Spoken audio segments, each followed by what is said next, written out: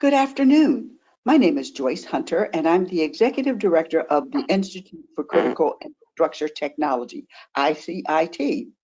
We are the nation's leading cybersecurity think tank residing at the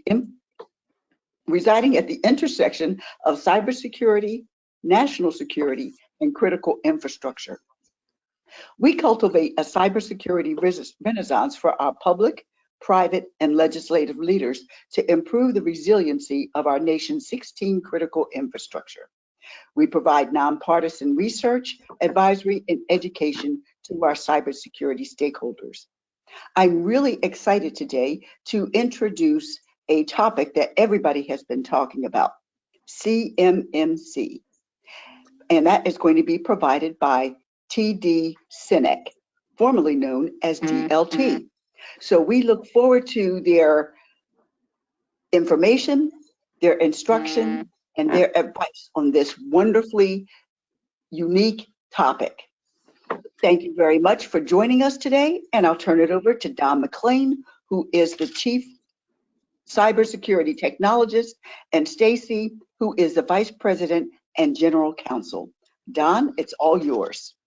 Well, thank you, Joyce. And before we begin, I just want to say thanks to ICIT for the recent gala that was held down in downtown DC. It was a rare and new and unusual kind of event where everyone attending was actually in 3 dimensions. You could actually see them and talk to them in person. It was amazing. So, but more jokes aside, it was more importantly, it was an incredible lineup of speakers at that event. Women in cybersecurity who hold really powerful and influential positions, and it was a really good thing. And I hope that we're able to do it again next year. So, anyway, just very quickly, I am Don McLean, Chief Cybersecurity Technologist at Tech Data SYNNEC. We're now Tech Data SYNNEC Public Sector. And I have a bunch of things on my resume that you don't care about, but I'm a registered practitioner with the Cybersecurity Maturity Model Certification Program. And I've been working very intensively with Stacy on our internal effort around CMMC. This webinar is a little bit different from the normal ones, and I want to thank Joyce for accommodating us in that regard. We usually have a government person online, but we want to just talk about CMMC to the private sector or any government people that may be online and talk about its importance. But enough about me. Stacy, if you could just introduce yourself, and then we'll get rolling with the actual webinar. Sure. Thank you so much for having me. As Don said, I'm Stacy Patel, and I'm the Vice President and General Counsel of the TD SYNNEC Public Sector Business Units. And as Don said, I've been working closely with him on our own CMMC journey for our companies. And we just want to share what we've learned and hopefully kick off the dialogue for each of you. That's it. All right. Thanks, Stacy. See, Stacy's so much more succinct than I am. I just blabbed on. Okay, so what we want to talk about is just preparing, what is CMMC, what's it all about? And just loosely speaking, we'll use the Kiplinger method, if you're familiar with that, the who, what, why, when, and where. And we'll take a look at the elements of CMMC and why it's important to the defense industrial base and general ecosystem. So first, we'll take a look at who, what, why, when, and where, not necessarily in that order. Then I'll hand it off to Stacy to talk about the difficult issues, because I only talk about the easy stuff, which really it's really all about the data. And there are 3 broad classes of data. You could include CDI as well, in addition to the ones that you see there. But there are 3 broad classes of data, which really are the driving force in how you pursue CMMC, what level you decide to pursue. And those are FCI, Federal Contract Information, CUI, Controlled Unclassified Information, and CTI, Controlled Technical Information. There's also a broader class called CDI, which Stacy may choose to mention. And then we'll take a look at some elements of the ecosystem that the CMMC Accreditation Board, or the Cyber AB as they're called now, has established. We're not going to try to define the whole alphabet soup because it gets a little bit too granular, but at least lay out some of the broad scope of as you see here, who's who in the zoo. So to start with, let's take a look at a couple of rumors that you may have heard about CMMC. All right, one of the rumors that I have heard going around, and it's false, is that the government or the Department of Defense is currently, at this moment, November 2022, requiring CMMC conformance for contract award. That's not true. Now, that said, there have been some contractors, that's not DoD, but DoD contractors, have begun to insert language into their requirements for subcontractors in anticipation of CMMC going live, so to speak, which is expected next year, when we'll take a look at that more specifically later. So it is, you know, there is rumbling, there is foreshadowing happening here, but it's not yet officially being required. But don't lower your guard, because it does look very strongly like it's going to happen. The other rumor I have heard is that civilian contracts, that's civilian versus DoD contracts, are currently requiring CMMC. That's also really false. Federal civilian agencies have expressed a strong interest in CMMC, and in fact, one of those agency heads that has expressed an interest is Jen Easterly, who was at the gala that I mentioned.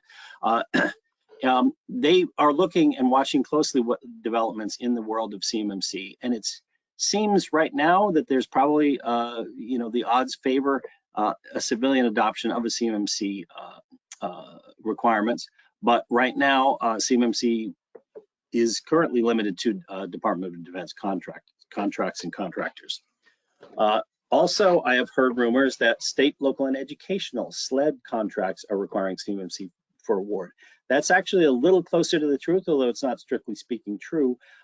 But we have already seen some RFPs, requests for proposals, from state governments that have included CMMC language. They want contracts awards to include CMMC requirements. So that's just gives you an idea of the scope of this. You know, right now it's already a large scope, Department of Defense, but we're seeing interest from the federal civilian agencies and even down to the state and local governments.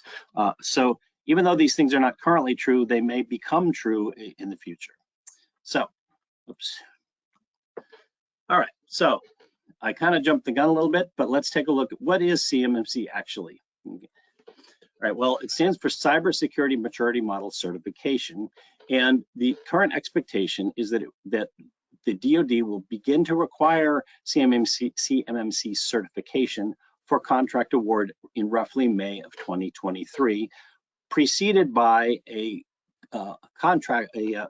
open comment period roughly in March of 2023, during which the rulemaking process will be revealed, and public comment will be available to determine and make any changes that the Department of Defense might find appropriate.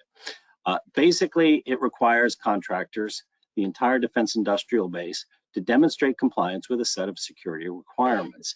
Essentially, these are 800-171, if you're familiar with that. That's a NIST document requirement, security controls.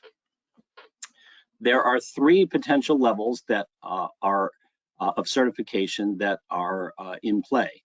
And in a rare demonstration of simplicity, those levels are called level 1, level 2, and level 3. It's not complicated.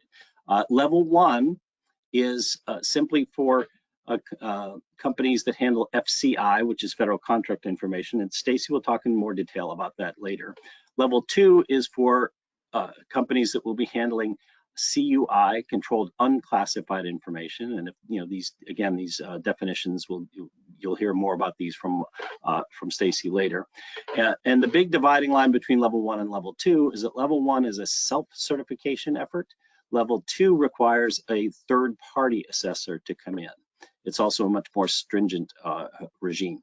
Level 3 also requires a third-party assessment, but that third-party assessment will be done by Department of Defense itself through an arm that is called the DIBCAC, Defense Industrial Based Cybersecurity Assessment Center. That's a mouthful. That's even a bigger mouthful than ICIT, right? Basically, there are two enforcement methods, both a carrot and a stick. The carrot is if you're certified, you'll be eligible to receive DoD awards, depending on what kind of data they contain. And the stick is that if you attest or falsely attest or claim to be certified or do something that's in bad faith, the False Claims Act can be brought into play, which is a law that allows your company to be sued and fined for falsely claiming that you're certified. So, who is affected by this? Well, the fundamental driving force behind this is to try and clean up the entire supply chain of that provides information systems, hardware and software and so on to the Department of Defense. That was really the broad scope of this. And so as a consequence, this certification will eventually require or be applicable to the entire defense industrial base. And I hear all kinds of different estimates, but they seem to center around roughly 300,000 companies. I've heard as few as 200,000. I've heard as many as 350,000. But no matter what the specific number is, it's a vast scope. It's all the companies that do business or want to do business with the Department of Defense. And as I mentioned earlier, it seems likely that it will go to all of the government, the civilian agencies, the intelligence agencies, and even the SLED, state, local, and education markets. When this thing first was promulgated, I used to joke that it sounds like if you're a hot dog, I used to say, hey, you know what, if you're a hot dog vendor selling hot dogs in the Pentagon, you're gonna have to get certified. And just a few months after I started joking around about that, the DoD came out with a clarification that said that this did in fact include food service vendors. So it's a pretty broad scope, all right? If you want to do business with DoD, you're pretty much going to have to get certified, and trying to front end this to another company is not necessarily going to go over well with the Department of Defense. So why CMMC? Well, the big driving force, as I mentioned, was the supply chain concerns, but also in 2017, compliance with 800-171, which was the name of a document or number of a document from NIST that is central in this whole effort and contains a list of all the controls that are required. A lot of companies were self-attesting to this and saying that they were compliant, but then when Department of Defense did an audit, they discovered that, well, they did an audit of 100 companies and they found that precisely zero of them were actually compliant. And moreover, the average level of number of controls to which they were really compliant or conformant was about 20 to 25%. So it was grossly deficient. Asking people to grade their own homework just didn't work. So clearly there was an insufficient level of concern and implementation of security controls throughout the defense industrial base. Now, initially, way back when CMMC first came out, there was a requirement that all three levels, level 1, 2, and 3, would require a third-party assessment. But DoD started to realize that that was going to be, although a great aspirational goal, it was impractical to require that. So they're still going to allow a self-attestation through four-level companies that only want to only handle FCI and therefore only want a level 1 certification, but they're going to get more stringent and they're going to be looking much more carefully at those self-attestations, which, by the way, are uploaded to a system to which the Department of Defense has access called SPRS, SPRS, Supply Chain Risk System, Supplier Performance Risk System, sorry. So they're going to look more stringently at the ones that were that companies that are self-attesting, and they're also going to implement for a subset of companies that handle more secure information or more sensitive information like CUI and CTI. They're going to initiate a third-party assessment program. So at this point, I'm going to hand this off to our lawyer, and guess where this disclaimer came from? I wonder if it came from the lawyer on the panel. So, so go ahead, Stacy. I'm going to hand it off to you to talk about the data, and of course, you're gonna start with the disclaimer. So, you're up, and I'm going to turn off my camera so you can see my mug. Thanks. All right, Don. Thank you for that introduction and that overview. And yes, of course, as a lawyer, I'm going to put on this disclaimer that this isn't legal advice, but it's just intended to inform you of some of our learnings and to point you in the right direction so you can have some robust conversations with your own legal department, whether that's in-house counsel or outside counsel, or any of the other resources in the industry, such as RPOs, which is a fancy name for CMMC consultant, or the assessors and so forth. So there's a lot of resources out there, and I hope this gets you started and points you in the right direction. So next slide, Dawn. All right, thank you. So FCI, Dawn had mentioned that is information not intended for public release that is provided by or generated for the government under a contract to develop or deliver a product or service to the government, but not including information provided by the government to the public. So FCI, as Dawn said, requires level 1 certification. Those are the 17 controls in NIST 800-171. And that's sort of your bottom level. So I like to think of FCI as closer to that standard definition of confidential information that we all, that commercial companies use in their agreements.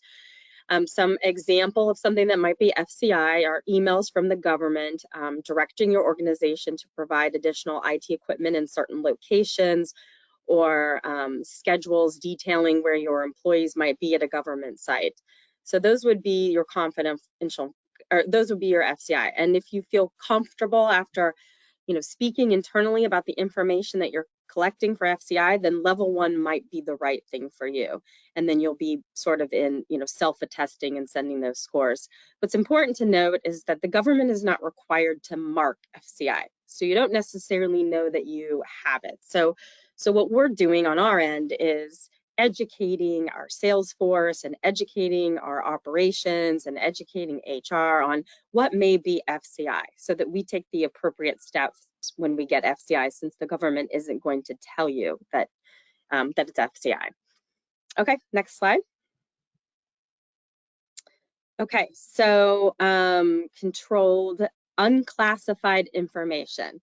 So the impetus behind CMMC was to protect CUI. And as Dawn had mentioned, the self-attestation was not working. So people were kind of grading themselves, and the government did some, assessments or audits of the defense industrial base, known as the DIB, and said, you know what, people are putting together plans to correct some of this, but it's just not happening. And our CUI is really what we need to protect here. So, the birth of CMMC. So controlled unclassified information is information that law, regulation, or government-wide policy requires to have safeguarding or disseminating controls. So unlike FCI, CUI must be marked by the government. So the RFPs may specify that they're CUI, or you may get a task order that specifies CUI. A lot of that is unknown at this time, because many of these marking requirements have already existed for the government, but they haven't been, historically have not been marking CUI. So it's a little bit gray as to how it may come out. But again, what we are doing internally is educating our employees and our teams to have a good understanding of what FCI is, have a good understanding of what CUI is, so that we can have conversations with our contracting officer in the event that we believe something is over-labeled or under-labeled. But we just want to make sure that we really step up to the plate and understand that. As Dawn had mentioned, if after robust discussions internally you believe that you have CUI or that you may have CUI, then you would want to pursue the level 2 certification, and that's the 110 controls and then the assessment with the C3 PAO. All right, next slide. And then CTI, if you're sort of thinking of this, in a diagram where you have FCI like this, and then you have CUI, and then you have CTI inside. That's technical information with military or space application that is subject to controls on the access, use, reproduction, modification, performance, display, release, disclosure, or dissemination. and it does not include information that is publicly available, and that's the case for all three. This is going to apply to a much smaller number of defense contractors, and that's that level 3. So you have your assessment by a C3PAO, and then it kind of takes it up a level, and you have another assessment done by the DIBCAC. So those are the categories, and those are the ones that, like I said, we are having those conversations internally. We have engaged outside counsel. We have, meetings to discuss it.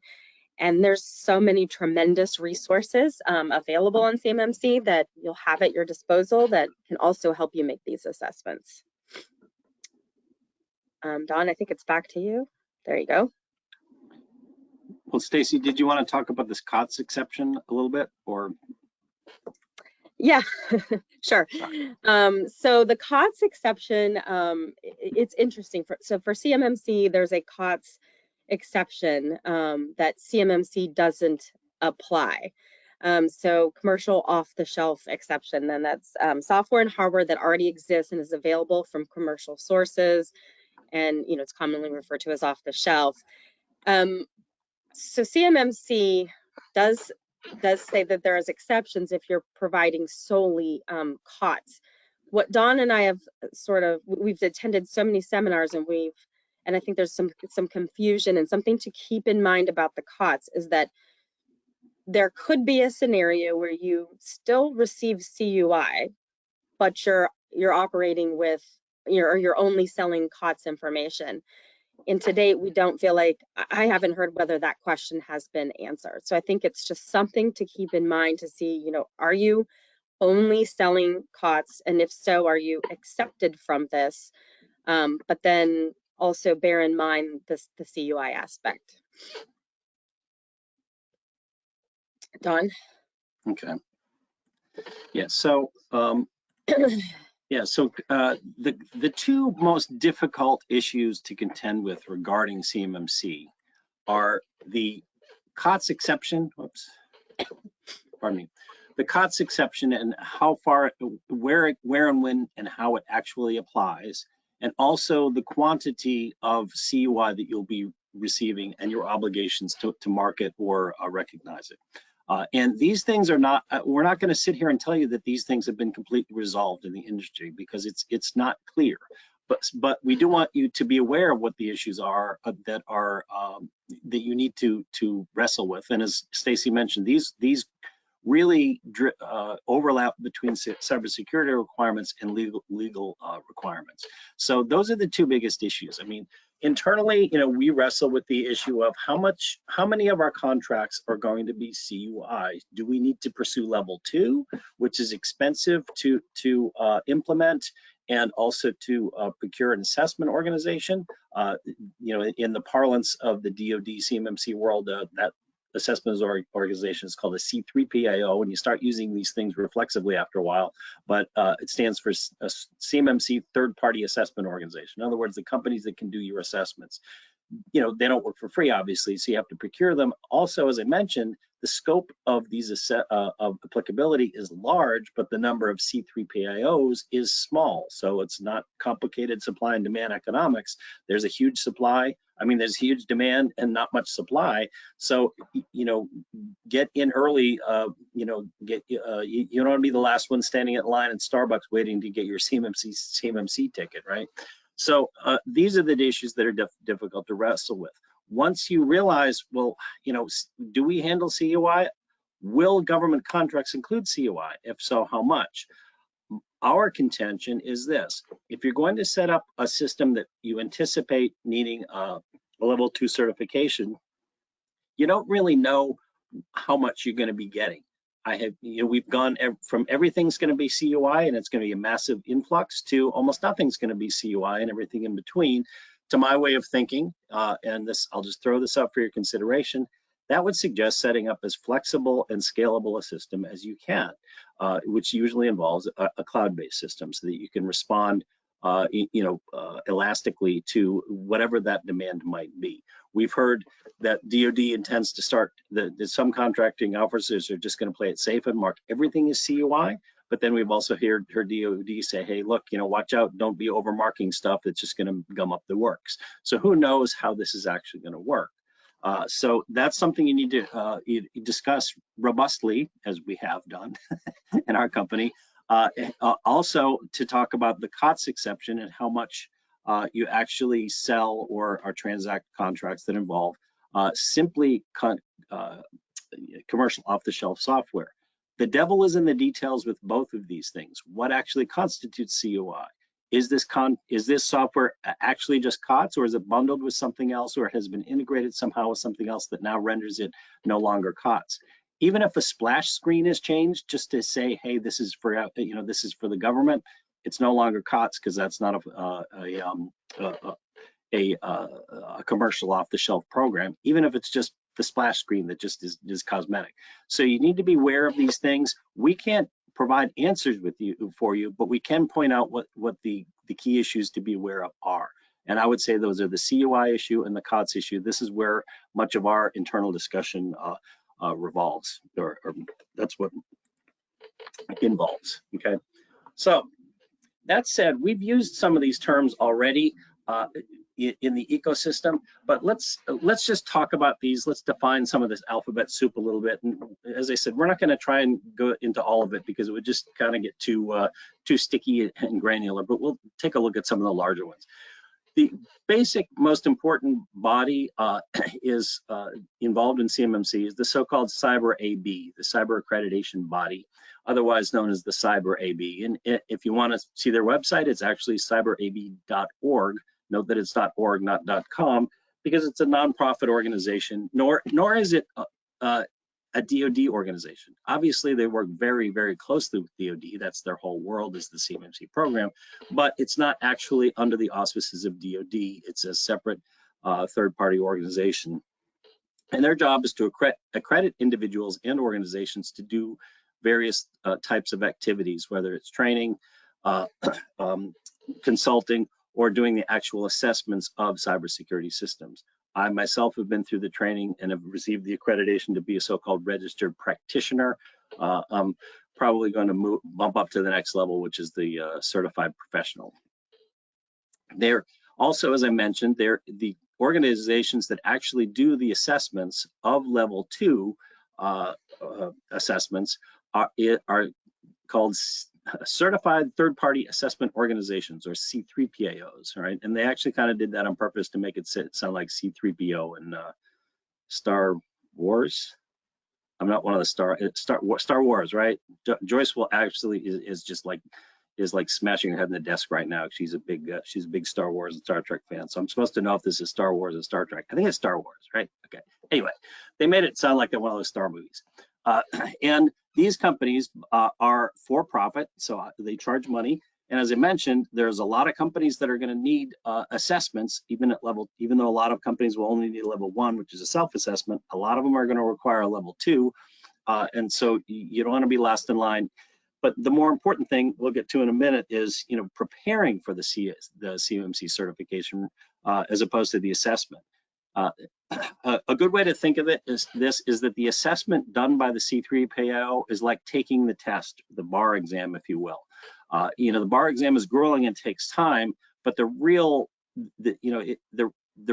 time and effort goes into studying for the bar exam. I mean, who knows how many months Stacey studied to pass the bar, but I'm sure it was a lot longer than it took to actually take the test itself. So you also, as I said, you need to plan for budget for that, and also for preparing for the audit, because you want to pass. You don't want to fail on your first or any try. And then there is a smaller group of companies, probably in the hundreds at the most, that will be seeking a level 3 assessment, which will be done by, in this case, a division of the DoD itself called the DIBCAC, Defense Industrial Base. I got to take a deep breath. Defense Industrial Base Cybersecurity Assessment Center. Got that a lot in one breath, right? And they're going to be doing the level 3 assessments, which is the CTI, or Controlled Technical Information. That's tends to be like the real secret stuff, like the plans and design specifications for an attack helicopter or weapon system, something like that.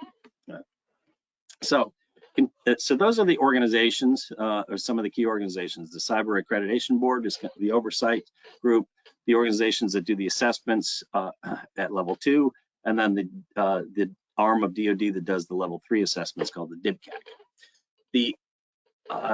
Some of the individual, or for consulting work, and this is really where the time and effort is going to go in preparing for CMMC.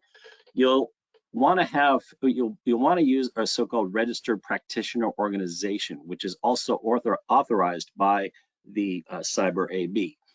It's just their terminology for a consulting organization, as Stacy mentioned briefly just a few minutes ago.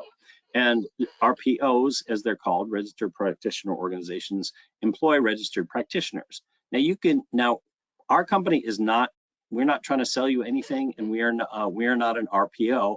However, you can have individuals in your company become registered practitioners, as I have, just to get familiar with what goes on with how these assessments take place. But these people do not do the assessments. They do the consulting to prepare you for the assessment. It's like the difference between the proctor at an exam who grades your bar exam and the people that help you, a tutor that might help you study. Okay, so those are very important organizations. There are more of those. It's still a small number, but there are more of those authorized to do the consulting work than the assessment work. But you still want to get on the, you want to stand in line early, so you're not last in line waiting to get your consulting work done. And then in addition, there's a whole list of authorizations and licenses and so on for training and training providers and the people that write the materials themselves. Okay, so long story short, just to summarize, the real long pole in the tent in preparing for a CMMC assessment is deciding how much, to the extent to which the COTS exception will apply to your business, just trying to anticipate how much CUI you will or will not be handling. And both of those will influence the level of certification that you want to pursue. If you're going to be handling only COTS, and if you are not going to be handling any significant amount of CUI that affects your business, you may well decide to seek a level 1 certification, which is a self-assessment. But bear in mind, you need to do it stringently, and I would recommend getting someone that has been through at least a registered practitioner program to do the consulting internally to make sure that your self-assessment is really being done in good faith. Because remember, way back when in one of our early slides, it talked about the enforcement elements of CMMC. There's a carrot, which is contract eligibility, and then there's also the False Claims Act. You don't want to find that you're not eligible for contract awards. That'll lose money. And of course, you do not, last thing you want is to be involved in a False Claims Act suit, which would be brought by DOJ on behalf of DOD. Now, a lot of companies, as I mentioned, have gotten away with, deficient assessments. So DOD has had to, tighten the screws a little bit. I mean, the situation now is kind of like when you're driving on the highway and the speed limit is 55, but everyone's going 70. All they can really do is try to, catch the people that are going 90, right? But they really want everyone to, to be certified and to do their self-assessments in good faith. Now, if, however, you believe that your company may not be subject or to the COTS exception, and or will be handling an excessive amount or a significant amount of CUI, controlled unclassified information, you may well decide that you want a level 2 certification. If that's the case, or in both cases, you want to be clear about the scope of the assessment. In other words, how big, how many systems, how many computers, how many applications are you really going to need to be certified? And can you demonstrate to a third-party assessment organization that these are truly walled off in some acceptable fashion from the remainder of your systems internally? If they, and the $64 bazillion question really is, how big does that system need to be? And the answer is, well, it needs to be big enough to suitably handle the amount of CUI which you're going to be receiving. How much CUI will we be receiving? We don't really know. So that's, so it's sort of a catch-22. I should mention also in the context of CUI, I should mention in the context of CUI that the Department of Defense does have an online training program that anybody can take, and it's free. It only takes 15 or 20 minutes to go through. So that's the good news. The bad news is it doesn't really teach you what you need to mark. All it teaches you is how to do the markings of CUI. In other words, it shows you how to, what letters go where and what little taglines go where and how big the fonts are supposed to be, and et cetera, but it doesn't really tell you what what to be marking, okay? That said, you can, if you need to research CUI, the place to go, or your first stop is to go to the National Archives, and they have a huge repository of information on controlled and classified information, not all of which are going to be applicable almost certainly to your business. I mean, a lot of it has to do with things like nuclear power plants and things like that. So that's your first stop. And you probably want to take the little DoD training class, even though it's just very nominal and it only explains to you how to do the markings, right?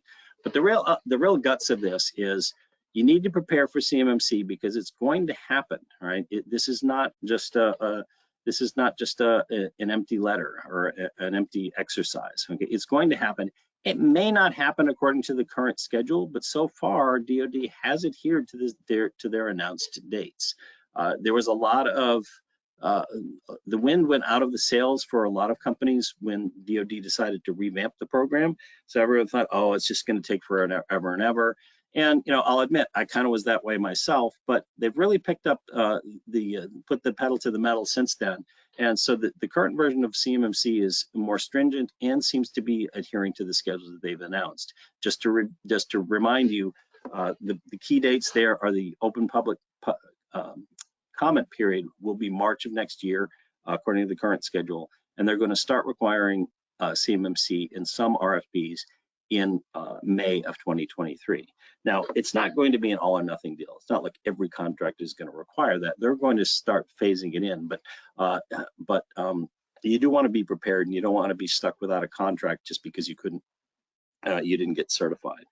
Keep in mind that the certification process, if you're going to seek a level 2 or possibly level 3, involves two main elements. Number one, preparing for the assessment, which involves these decisions around COTS and CUI, and also scoping the systems that you want, deciding what systems are in scope and what systems aren't, and making sure that you can convince an assessor that's suitable. And all of that preparation and making sure that all of the system, once you've scoped it, will in fact adhere to the requirements in the CMMC rubric, which is fundamentally the 800-NIST 800-171 list of controls.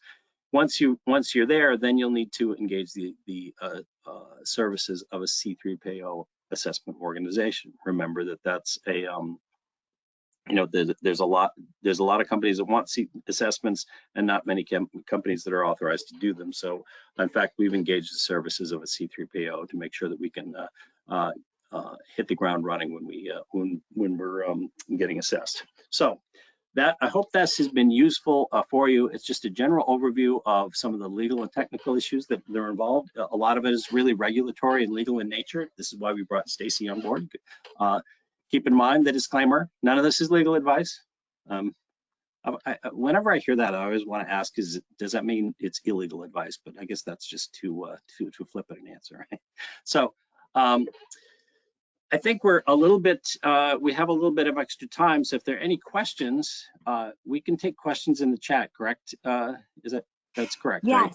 Yes. We actually have a list of questions, which I think is fantastic. So the first one asks, will OEMs and distributors like TD SYNNEX be required to be CMMC certified? Well, we're not an OEM. We are distributors, right? You mean OEM distributor? Is that what the question was? OEM and distributors. Yeah, well, those are kind of two different classes. That's a very broad question, right? The devil's in the details with all of these things.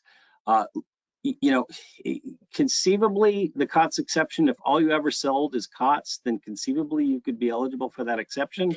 But are you willing to risk that that's going to be the case in every contract that comes down the pike?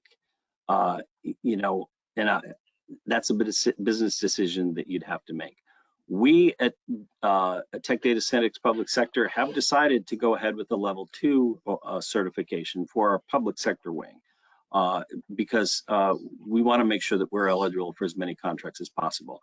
We don't design jet fighters and submarines, so we're not going to go for a level 3 certification, but we want to make sure that we can handle as many DoD contracts as possible. There's too much at stake for us to lose that. I don't know if I'm supposed to say that or not, but I guess that's all right. But Stacy, how would you answer that question?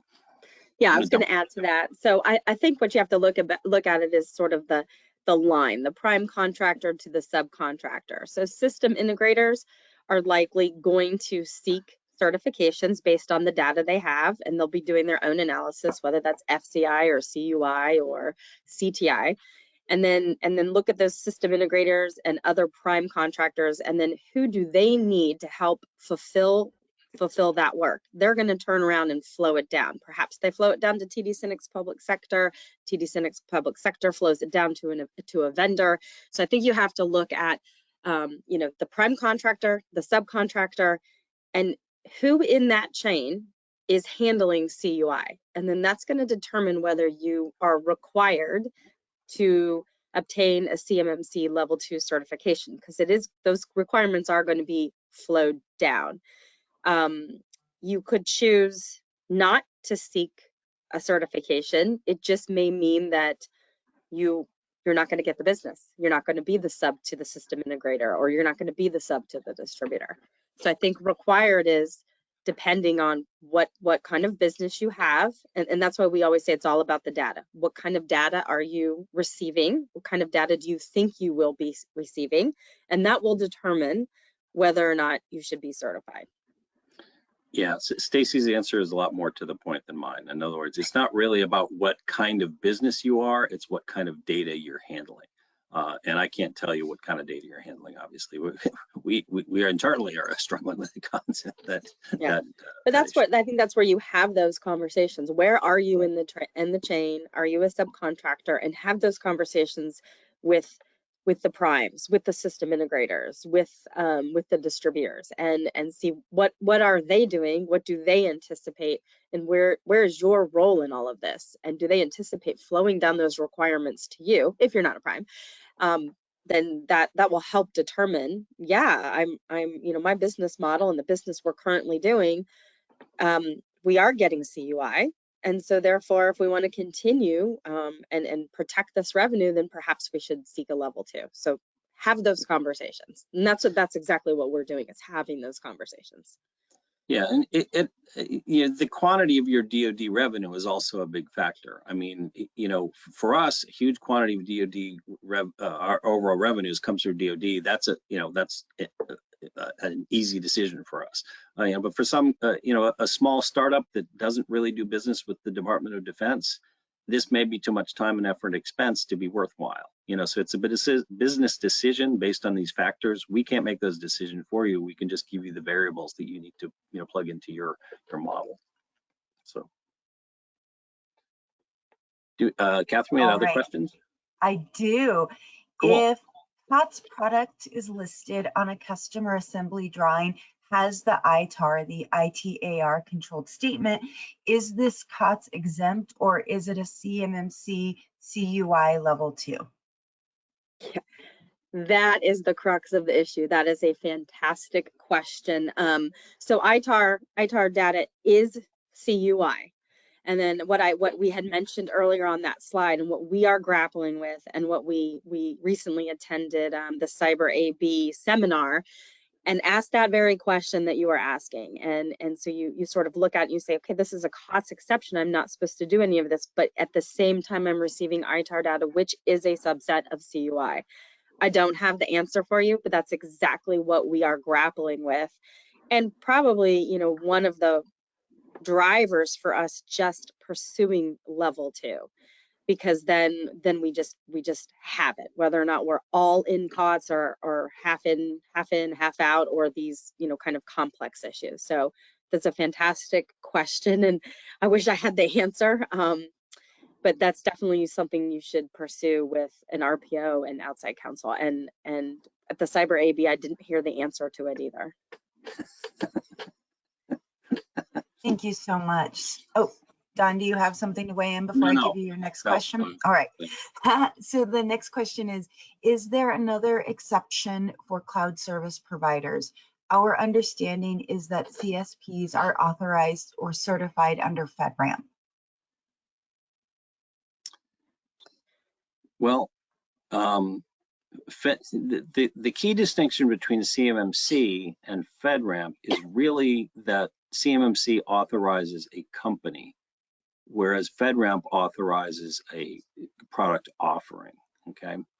The place where FedRAMP and CMMC intersect is that if you intend to create a separate enclave to handle CUI or FCI, more likely CUI, it's probably a good idea, or it's almost certainly a good idea to use a FedRAMP authorized provider, which most cloud service providers are that are working with the federal government.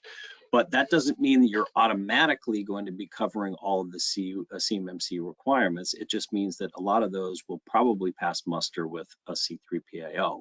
But there's a lot of requirements that involve business practices and how you deal, how you deal administratively with security that really can't be covered by a cloud service provider offering. Now, as far as a cloud service provider being automatically certified, they are talking about some reciprocity. Yeah, that's one of those big legal words that gets me all confused. Yeah, they are talking about reciprocity between FedRAMP and CMMC, so that you could have at least some level of automatic certification, but as yet that's not been authorized or implemented. So simple answer, just because you're FedRAMP doesn't mean you're going to be CMMC authorized. Right, but like you said, there's been lots of discussion about reciprocity for FedRAMP and some of the other, I don't know, cybersecurity programs out there. So I would definitely recommend following up on that and trying to see where they stand with that, because there's definitely discussion. They just haven't rolled anything out yet. And just to pull the string on this a little bit, maybe veer away from this essence of the question, one of the things that we want to look at is overlap between numerous various cybersecurity regulations and standards regimes, so that if you have a lot of these standards are the same in different regimes. So you might, if you pass muster with CMMC, you could probably use that documentation for another type of audit. Whether it's 853 or PCI or HIPAA or whatever it might be applicable to your company. You can reuse a lot of this assessment work, conceivably. So. Wonderful. All right, thank you. Next question. I was going to say, this next one switches gears a little bit. Would you recommend automating compliance for lower systems controls? What was automating compliance for what systems controls? Lower system controls. Lower. Lower, yes. I'm not sure what they mean by a lower system control. I'll ask for clarification and give you the next question while we square that away. Right. If you are an academic research organization which receives pass-through contracts from others, would the contract information, likely FCI, need to be protected in the ERP system if there are any DoD types of contracts in it? I think I know the answer, but I'm gonna let Stacy take it. That was a lot to unpack, but I think the answer is yes, but you're talking FCI, not CUI. Right.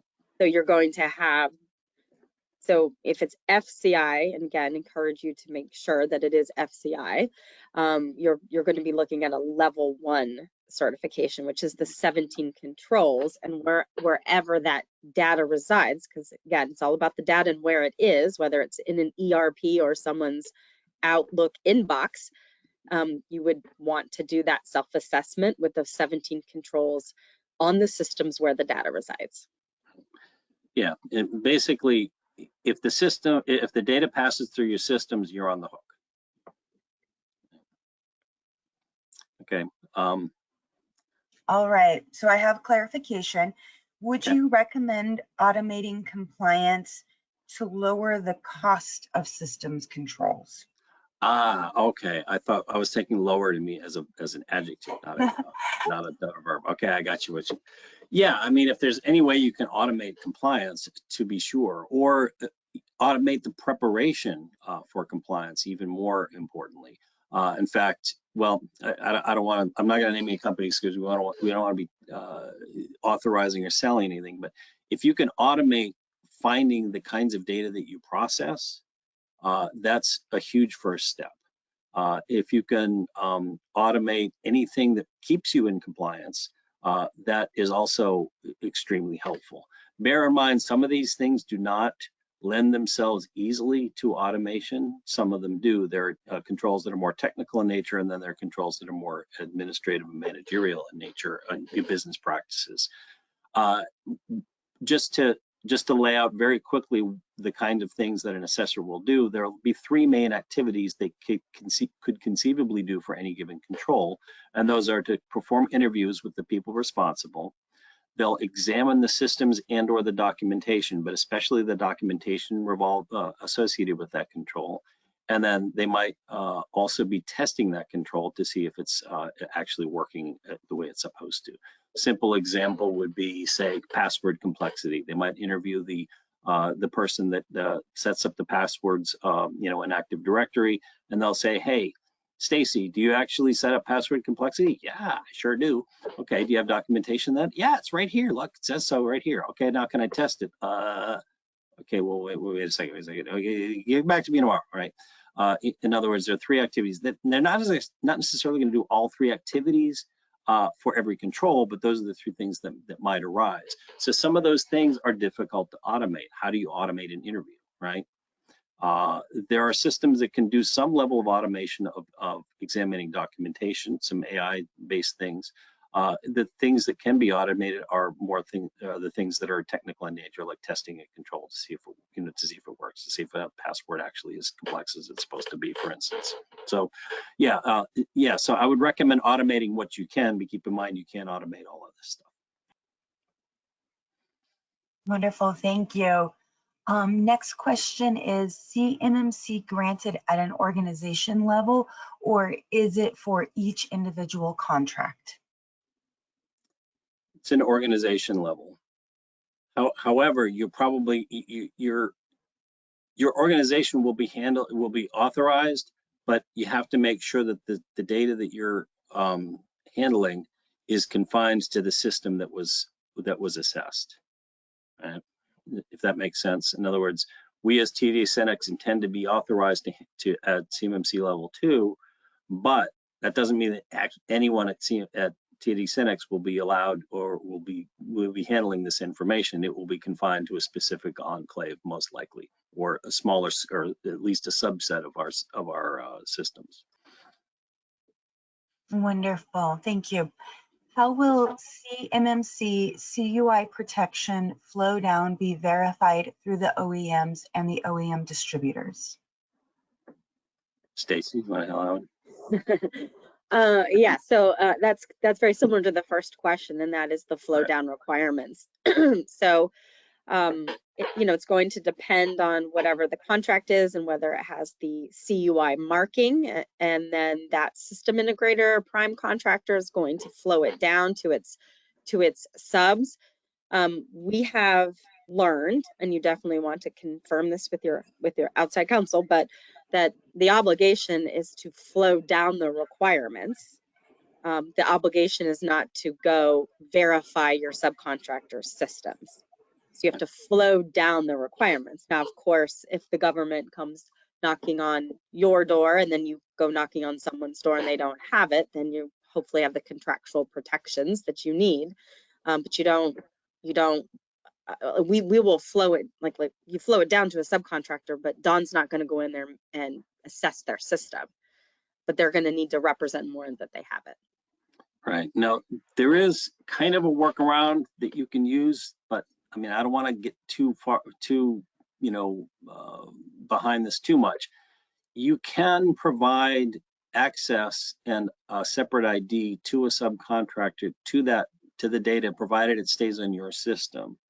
But in doing so, you have to make sure that you have adequate protections and adequate procedures that have been certified to do that. In other words, you can't just say, oh, wait a minute, we didn't think about so-and-so, let's just give them an ID, right? It's got to be a very stringent process.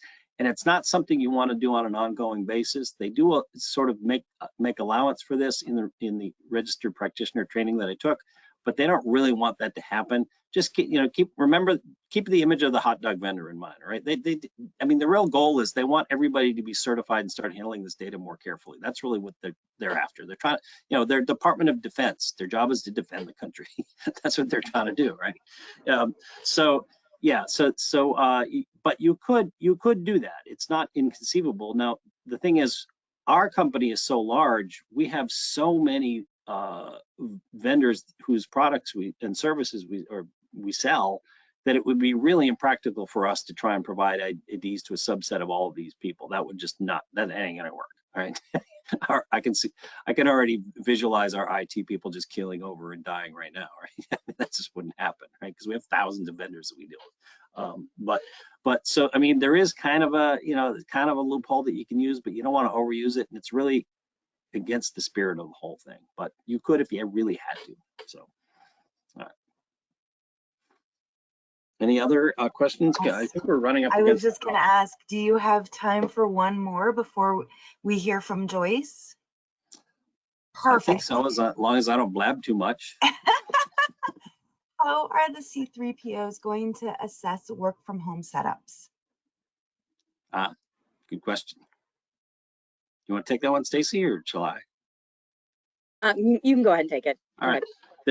They're going to burst into your house with a SWAT team and go over everything in your house to make sure that it's yeah, that question does arise, and it's clear that it's not practical or legal even.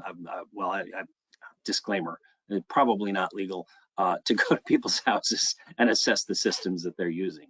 But you do need to have standards and practices and training in place so that people working from home know what they're supposed to be doing and you have some way of verifying that they're adhering to those practices, short of sending a SWAT team into the house. Right?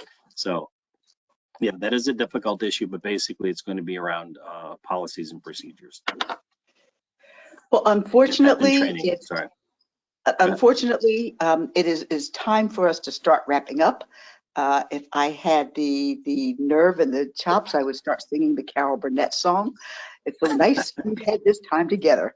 And it is. Stacy, Don, thank you so much. We appreciate TD SINEC from coming on and presenting us with the way of preparation for CMMC. In fact, I'd like to close by quoting something from David Robinson, who was a Naval Academy graduate and a former San Antonio Spurs and Olympic gold medal winner. He said, preparation is everything. And now you have started people thinking about this, and it's absolutely wonderful. So the cybersecurity maturity model certification is on its way. And Stacy and Don provided information so that you can start preparation. As a close, I just want to remind you that your membership with ICIT helps keep our research free and directly supports our mission to defend national security and empower future security leaders. I also would like to invite you to take a look at our upcoming book called The Securing the Nation's Critical Infrastructure, of which Don was a contributor.